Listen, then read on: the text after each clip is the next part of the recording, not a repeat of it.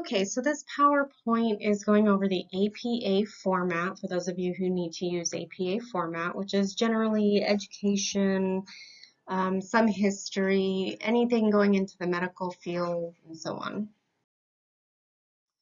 So this is an updated APA edition. APA is now using the 7th edition formatting. Purdue OWL, which we have mentioned in the course already before, is updated for the 7th edition, and so that's what I would expect to see with any papers written this term. So you can see that the basics are the same as MLA. You have Times New Roman, 12-point font, double space, and 1-inch margins all the way around. The difference is that you have major paper sections as opposed to MLA. So the major paper sections in APA are the title page, the abstract, main body, and the references page. So there should at least be 4 pages to an APA formatted paper if your main body section is only 1 page long, because each of these major paper sections starts on a new page. With the running header, it's a little bit different. If you have written in APA formatting before, you have the running header that is in the upper right-hand side, but it only consists of your page number. It does not have your last name, and it does not have the title of the APA paper. It is just the page number in the upper right-hand side. And so again, APA is used for social sciences like psychology, anthropology, sociology, as well as for education and anything going into the medical field. So here are the title page basics. Again, the font information is all the same, except you have the title, which is about centered. It's actually about a third of the way down of the page. And aside from it being centered, it is also bolded. This is something that is new for APA format as well. And you can see up here in the right-hand corner is the running head, which only consists of the page number. Notice there is no student last name and there is no title to the paper. After this title, you want to leave a couple of spaces, and you can see again that this page is double spaced. You'll have your student name, the institution with which you are affiliated, so that would be Howard College. You have the course name here, so it would be English 1302 dot whatever your course section is.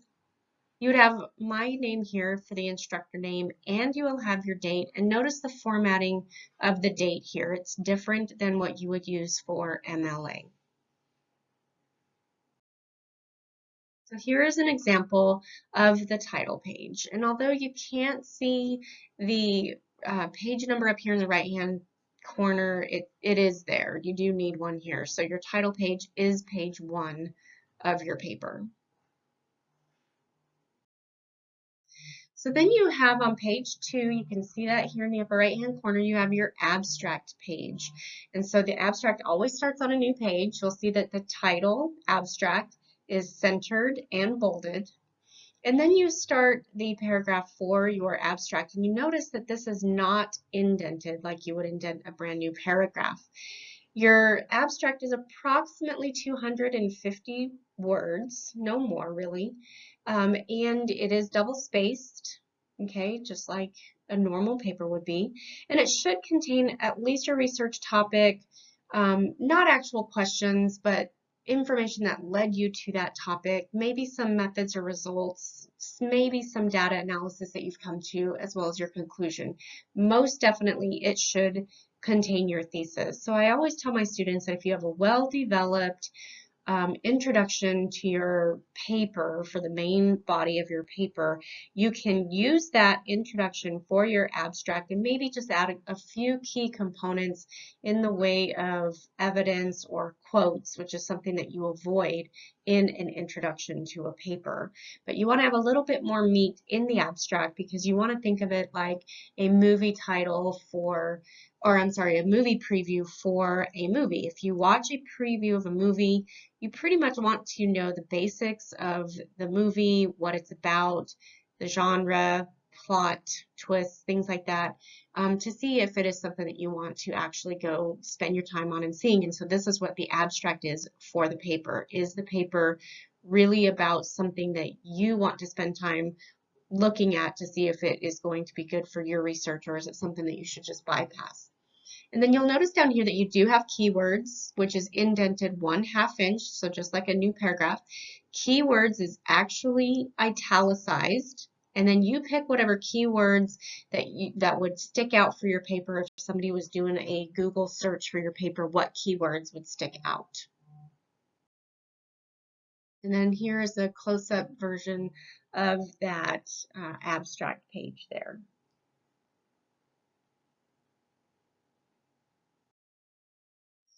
Okay, and then we get to the APA main body. So this is where your actual essay starts now that you're done with the title page and the abstract page. And you will notice you have that running head up here. So page 3 is where your main body paper will start.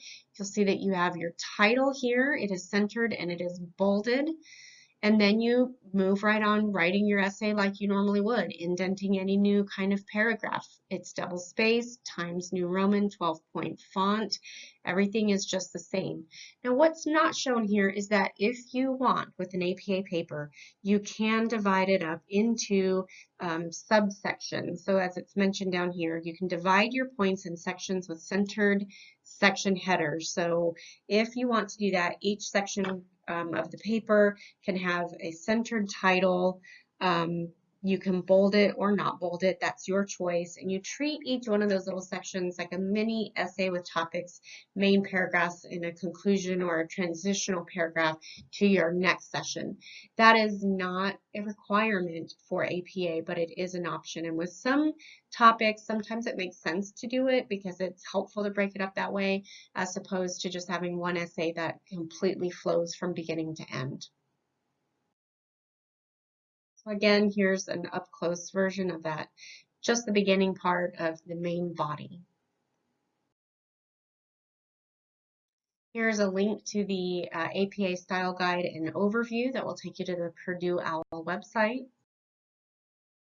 This link will take you directly to a sample student paper that you can download, and you can look to see, it's a PDF, how the student paper is written from beginning to end.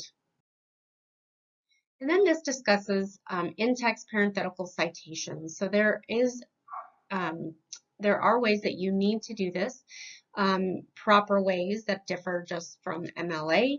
And so remember, anytime you use an outside source, you have to cite your source, whether you paraphrase it, summarize it, or quote it word from word, so that you avoid plagiarizing. We are following the author date method of in-text citation, which means you need to use the author's last name and the year of publication at least. Those are the two points of information that you must have for any source that you give. If a page number is given, then you provide that information as well. So here is an example of a normal parenthetical citation where you don't use the author's name in the sentence. So you need to put that in the in-text citation here. So you have Jones, comma, 1998, comma, page 199, and the parentheses here. Now the reason that this is not at the end of the sentence versus right here, right after the quote, is because this sentence is divided up. You can see this comma here. So traditionally, if you have two complete sentences, but you have it joined with that coordinating conjunction, you want to put the in-text citation following the quote prior to the next sentence. Now the other way, so I bumped the screen, but basically the second example there on the slide before is where you use attribution. Attribution is simply where you use a signal phrase with the author's name. So such as here, Stephen King states, and then you move into a quote. Or you could say, as King explains, something like that, where you use the author's name. So here is an example of signal phrases. You have Mary Shelley, a literary teacher and education writer, advocates, and then it moves on. To summarize, Amy Tan's observations about, and then it moves on. Now the thing to know about APA though is following these authors' names, you need to put the year of publication in parentheses. So here's an example with the reviews. So if you have the author's last name, the year of publication, and the page number, this is what an in-text citation would look like at the end of a sentence. You have the author's last name, comma, year of publication, comma, page 27. Okay, so then the question becomes, what do you do with these web pages, blogs, or if you have an unknown author? Okay, so this slide here, this link will take you to the APA citation basics. So basically how to do in-text citations properly, the things that we were just going over on the previous slide. Okay, so here is the basic APA formatting for the references page. So remember that the title here you can see is just references, all right? So again, this title here will actually be bolded and you won't have a running head like it shows here. This is actually if it's a professional paper, which yours will be a student paper, so don't worry about this running head here. You'll just have this page number here in the right-hand corner. But basically, you will see that each of the sources that are here are in alphabetical order. So they always go in alphabetical order. The page is double spaced like the rest of the paper is. And this is what's called a hanging indent. So you can see each new source, the first line is flush with this left margin here. And then any other additional line related to a source is indented 1/2 inch. So this source here, the second one, has 2 additional lines, so those are indented 1/2 inch. So think of a paragraph being opposite. So each new paragraph in a paper is indented 1/2 inch with the rest of the paragraph being flush with the left-hand margin. And so here on the references page, and this is true with MLA formatting as well, it's just opposite where the first line is always flush with that left margin. The rest of the lines are indented 1/2 inch. And so here again, this is a link to the Purdue OWL references page. And so here's just basically some frequently used sources that you will use throughout college. These are like the most common. There are obviously a lot of different types of sources that you can work with, but these are just the most commonly used. So we'll just quickly look at works that are in a scholarly journal, so things like databases, journals, references, works in anthology or like a collection, okay, an entire website, and then also a page on a website. So these are 2 distinct different ways to cite your sources. People think of them being the same, but they're not. So the first one here is a reference page in an anthology. So an anthology is any kind of a collection or work that has multiple essays or works published within them. Okay, so this first is set up to tell you exactly what you need. And then there's an example that shows you how. So the APA is different in terms of that you have the last name, comma, and the first initial, period. And all of these punctuation marks are very important, okay? So instead of having a first name, you just put the first initial. And then in parentheses, you put the date of the anthology. Okay, that could be just the year. Sometimes you're just given year. Sometimes you're given just the year and the month or the full date. And then you put the title of the essays, and it should not be in quotation marks. And then you put the editors, the first name initials and then the last names, the title of the collection, which should be in italics, and then the page range if it's the short work, if you're not referencing, because obviously this is, you're referencing just the work instead of the entire anthology, and so you put that page range, and then the place it's published, the publisher. Okay, and if it was originally published someplace else, you can include that, but you're not always given that information, so you would just leave it off. And so here is the full example. So the author's last name, comma, first initial, period, the year it was published, the title of the work, personal adjustment and group belongingness, and look at how the capitalization is. This is APA capitalization, where the first word only is capitalized. The only exceptions to that would be if you have a proper noun, like a name or something like that. And if there's a colon in the work. If there's a colon, meaning that there's like a subtitle, then that first word in the subtitle would also be capitalized as well. And then it's in M gold, so that's the editor, okay?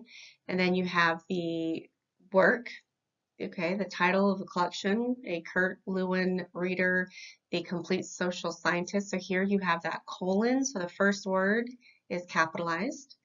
And then in parentheses, you have the page range, the place where it was published, and then where it was originally published. So here's another example in the anthology reference. So you have the same example here.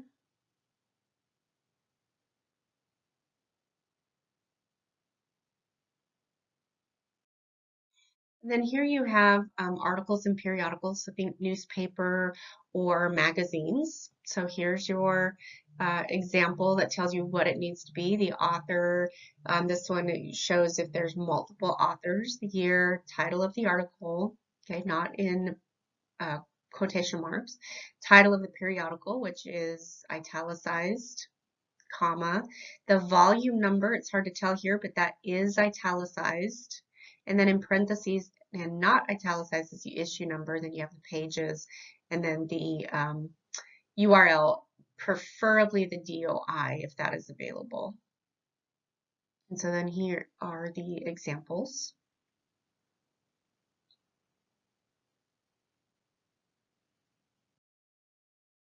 And here's articles from an online database. So again, think about if you're using the Howard College Library and you access the database. But do remember the tip there that a lot of the databases will provide you the citation for your work. The important thing though is to make sure that when you look at those citations that the italicization is correct, because sometimes they don't always, when it downloads, it doesn't always translate correctly the way that you should put italics in, or even the how you should capitalize.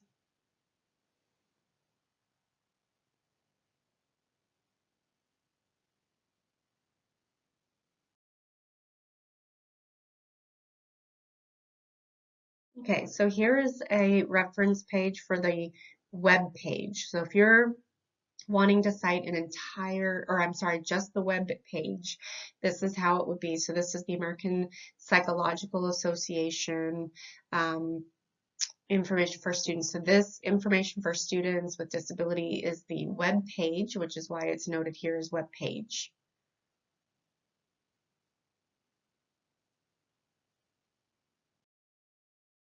Okay, and then here you have the website. So if you're citing an entire website, you would substitute the name of the web page here, substitute website here. So you would flip the information.